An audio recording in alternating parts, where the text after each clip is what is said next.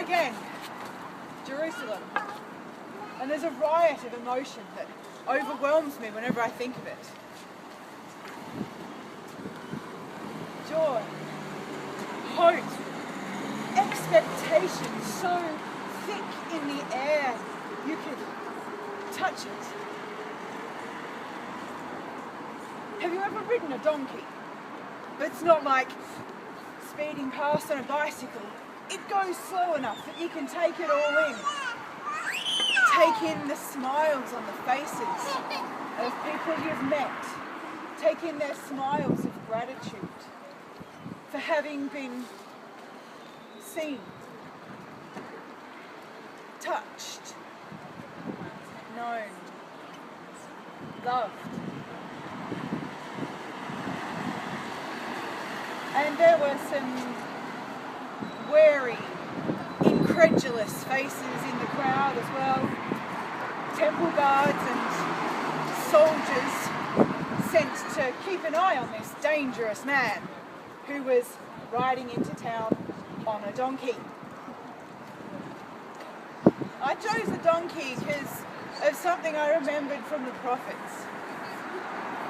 I wanted to counter some of the expectations.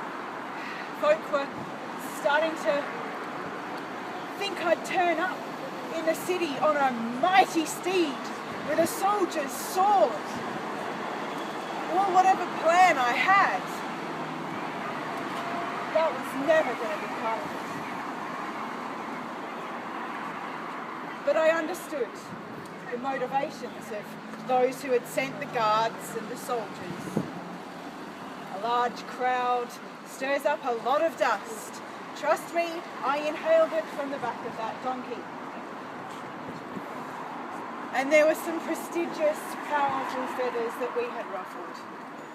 They were feeling uncertain, disconcerted that this crowd, this mass of people had awoken from being oppressed, from being suppressed.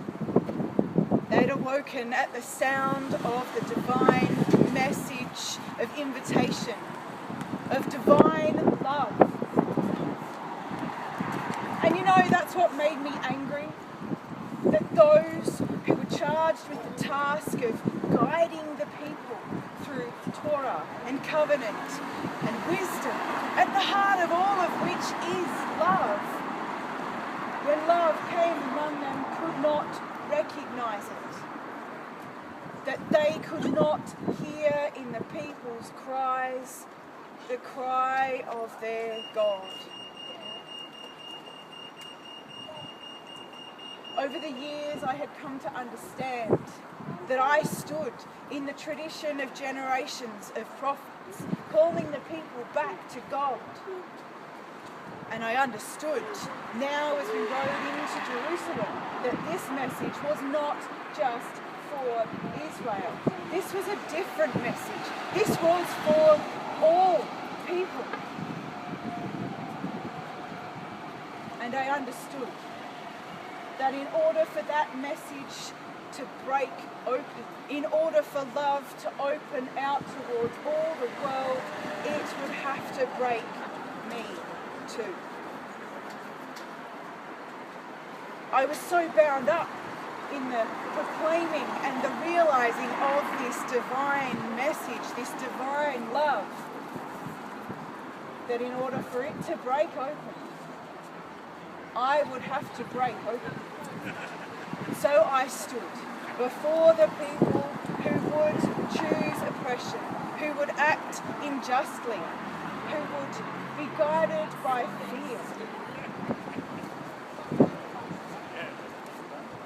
And I invited them to break me. You want me dead?